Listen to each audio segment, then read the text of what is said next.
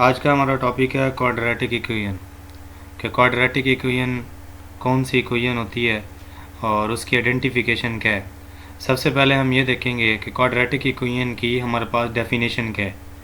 Quadratic equation को हम define इस तरह से करते हैं, an equation which contain the square of the unknown variable is called the quadratic equation.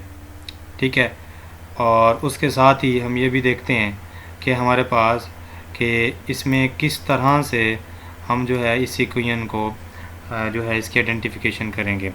अगर इसकी मैथमेटिकल फॉर्म देखें तो वो इस तरह से है, a x square plus b x plus C equal to zero. ऐसी इक्वेशन देखें, डेफिनेशन अगर हम जब देखते हैं equation which contain the square of, यहाँ पे जो है वर्ड स्क्वायर यूज़ हुआ है। ठीक है, तो जितने भी आपके पास जो आप इक्वेशन को लेट करेंगे, ऐसी इक्वेशन जिसमें वेरिएबल का स्क्वायर होगा, अननोन वेरिएबल आपके पास टी भी हो सकता है। तो अब हम एक ऐसी इक्वेशन ड्रा करते हैं जिसमें अननोन वेरिएबल टी होगा। देखें, A T square plus B T plus C equal to zero. ये एक सेकंड डिग्री इक्वेशन है वेरिएबल टी में। ठीक है, अब इसमें ज़रा आप देखें तो यहाँ पे आपके पास यहाँ पे टी का स्क्वायर दिया हुआ है, तो ये भी एक क्वाड्रेटिक इक्वेशन है। ठीक है, इसी तरह से यहाँ पे हम ये देखते हैं कि अब हमारे पास इसमें वेरिएबल क्या होते हैं और अननोन क्या होते हैं। अगर हम एक और इक्वेशन लेट करें, मिसाल के तौर पे मैं यहाँ पे कहता हूँ a y square plus b y and plus C equal to zero. अब इसमें ये है, यहाँ पे आपके पास कुछ कोफिशेंट हैं। ठीक है, और उसके बाद कुछ आपके पास जो है वो आपके पास जो है वेरिएबल हैं। ठीक है, इन तीनों इक्वेशन में अगर हम वेरिएबल की बात करें तो वो आपके पास एक तो x है।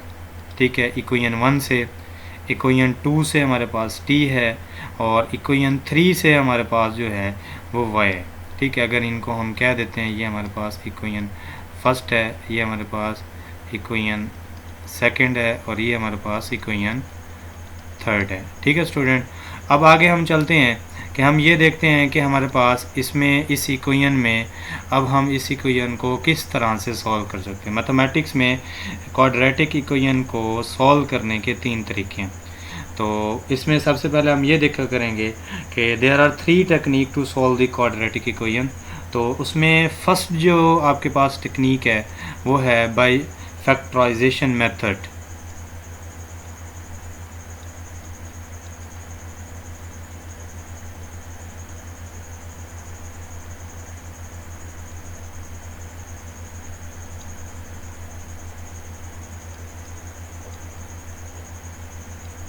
फैक्टराइजेशन मेथड के ज़रिए हम जो है इस इक्वेशन के रूट्स को फाइंड आउट किया करेंगे।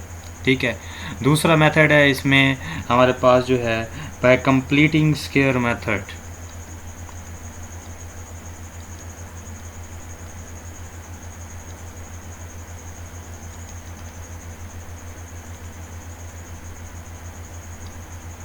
कंप्लीटिंग स्क्वायर मेथड के ज़रिए भी हम जो है क्वाड्रेटिक इक्वेशन के फैक्टर निकाला करेंगे।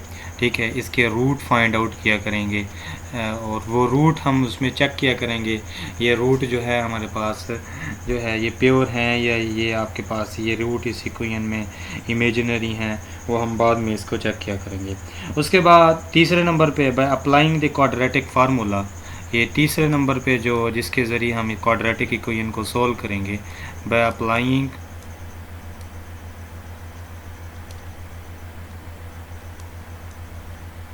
क्वाड्रेटिक, लेकिन उसको मैं यहाँ पे जो है नोमिनेट आपको करा देता हूँ, आपको जो है वो आपको लिख के दिखा देता हूँ वो फार्मूला कौन सा है। वो आपके पास फार्मूला है x is equal to minus B plus minus square root B square minus 4ac and divided by 2a।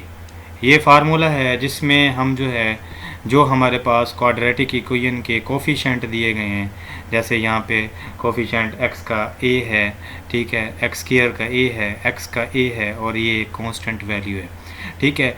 अगर बेसिकली गौर से देखा जाए तो ये क्वाड्रेटिक इक्वेशन भी एक पोलिनोमियल इक्वेशन भी है, ठीक है। कोई आपसे पूछ ले कि क्वाड्रेटिक इक्वेशन क्या एक पोलिनोमियल इक्वेशन है, तो आपने कॉन्फिडेंटली उनको बताना है कि पोलिनोमियल इक्वेशन में हम जो चीज़ें देखते हैं वो ये होता है, एक तो उसकी पावर जो है किसी भी पोलिनोमियल की जो पावर होती है वो एक तो पॉजिटिव होनी चाहिए, ठीक है। दूसरे नंबर पे ये है कि उसकी पावर डिक्रीज़ होती जाए, ठीक है, कम होती जाए, और ये कोफिशेंट जो हैं वो रियल नंबर होने चाहिए, ठीक है। कोफिशेंट उसके रियल नंबर हों, और उसके अलावा किसी भी अलजेब्रिक एक्सप्रेशन की जो पावर है अगर वो आपके पास जो है वो रियल नंबर है, रैशनल नंबर है, ठीक है, तो पावर में रैशनल नंबर हों और आपके पास यहाँ पे आपके पास रियल नंबर हों, तो उसको जो है हम पोलिनोमियल इक्वेशन कहते होते हैं। इंशाल्लाह उसका भी आपको जो है मैं मेरी अगली वीडियो में मैं उसका भी आपको जो है लेक्चर डिलीवर करूँगा। उसके अलावा एक और हम जो है बाज़ औक़ात ऐसा होता है कि एग्जांपल देखते हैं जिसको हम क्वाड्रेटिक इक्वेशन बनाएंगे कि हमें एक क्वेश्चन दिया जाएगा, मिसाल के तौर पे 10th की मैथमेटिक्स जो है उसमें ये क्वेश्चन आया हुआ है, उसमें हमें कहते हैं जी कि आपको एक इक्वेशन एक्सप्रेशन दिया जाता है, उसमें कहा जाता है कि ये एक एक्सप्रेशन है और आप इसको जो है क्वाड्रेटिक फॉर्म में इसको आप चेंज करके हमें दें, ठीक है। तो इसको हम लिखेंगे -7।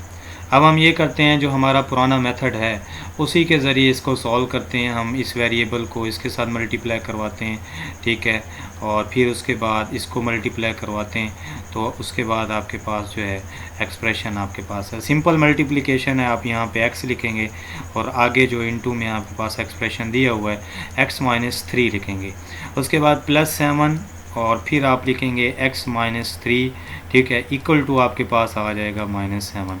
अब सिंपल मल्टीप्लिकेशन है। अब हम जानते हैं, आपने छोटी क्लासेस में पढ़ा होगा कि आपके पास अगर बेसिस सेम हो, ठीक है, तो पावर उनकी जो है आपस में ऐड हो जाती हैं। ये आपने 9th का मैथमेटिक्स जब आपने पढ़ा होगा तो उसमें आपने देखा होगा डिटेल से, ठीक है। तो उसके बाद ये आपके पास ये जो है ये एक्सपोनेंशियल फॉर्म की जो है ये रूल्स में से मैंने एक यहाँ पे लिखा है।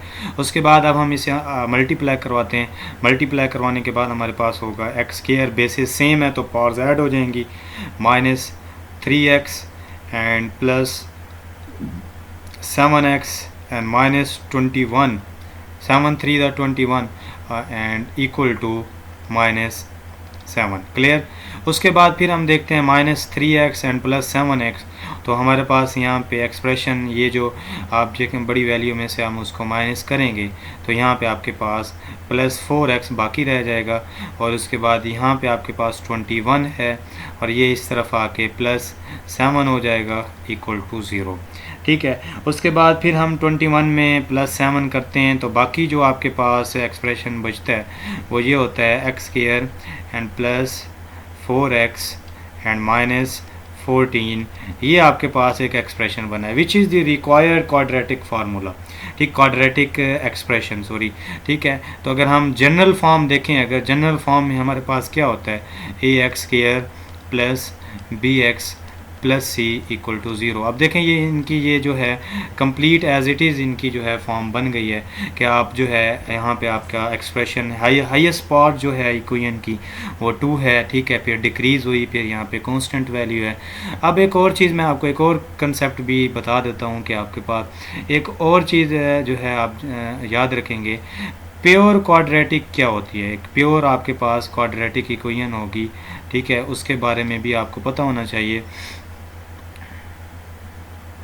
ऐसी इक्वेशन जो आपके पास क्वाड्रेटिक तो हो, ठीक है, मिसाल के तौर पे ये आपको दिया गया है ax² + bx + c equal to 0।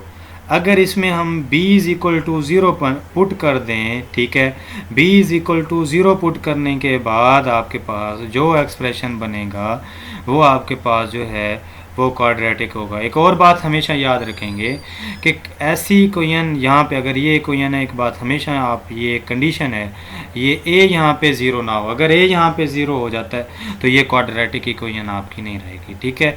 और उसके बाद एक दो मैं दोबारा रिपीट करा देता हूँ आपको पूरा लेक्चर। देखें स्टूडेंट, आज हमने जो है जो चीज़ सीखी, फर्स्ट ऑफ ऑल हमने डेफिनेशन देखी है क्वाड्रेटिक इक्वेशन की, कि क्वाड्रेटिक इक्वेशन क्या होती है। An equation which is contain the square of the unknown variable. ये अननोन वेरिएबल आपका टी हो सकता है, अननोन वेरिएबल आपका जी हो सकता है, अननोन वेरिएबल आपका कुछ भी हो सकता है, लेकिन आपने ये देखना है उसका स्क्वायर हो, हाईएस्ट पावर जो है उसकी स्क्वायर हो, तो उसको हम सेकंड डिग्री इक्वेशन भी कहते हैं, उसको हम क्वाड्रेटिक इक्वेशन भी कहते हैं। उसके बाद हमने ये देखा कि ऐसी इक्वेशन क्वाड्रेटिक इक्वेशन को हम कितने मेथड के ज़रिए सॉल्व कर सकते हैं। हमारे पास 3 मेथड होते हैं, बाय फैक्टराइजेशन मेथड, ठीक है, by complete and square method, and by applying formula. और फार्मूला भी मैंने आपको जो है यहाँ पे शो करा दिया है, ठीक है। इंशाल्लाह इसका भी अगली वीडियो में हम जो है प्रूव करेंगे। अब कुछ इक्वेशन आपको दी जाती हैं, जैसे मैंने यहाँ पे एक एग्जांपल पेश की है, ठीक है। ये एग्जांपल आपको ये बताएगी कि ये यहाँ पे वैसे आपको नहीं लगेगा कि ये एक क्वाड्रेटिक इक्वेशन है, लेकिन जब हम इन्हें मल्टीप्लाई आपस में करवा लेते हैं तो मल्टीप्लाई करवाने के बाद आपके पास ये एट द एंड हम ये देखते हैं ये एक क्वाड्रेटिक इक्वेशन बन गई है, ठीक है। एक और मैंने आपको कंसेप्ट डिलीवर किया, वो ये है कि अगर क्वाड्रेटिक इक्वेशन में बी ज़ीरो हो जाए, याद रखें अगर ए ज़ीरो हो गया तो वो क्वाड्रेटिक इक्वेशन नहीं रहेगी। अगर बी ज़ीरो हो जाता है, ठीक है, तो फिर वो आपके पास जो है प्योर क्वाड्रेटिक इक्वेशन हो जाएगी, ठीक है। Thanks for watching. आज का हमारा लेक्चर यहाँ पे ख़त्म होता है। आप अपना ख्याल रखिएगा। अल्लाह हाफिज़।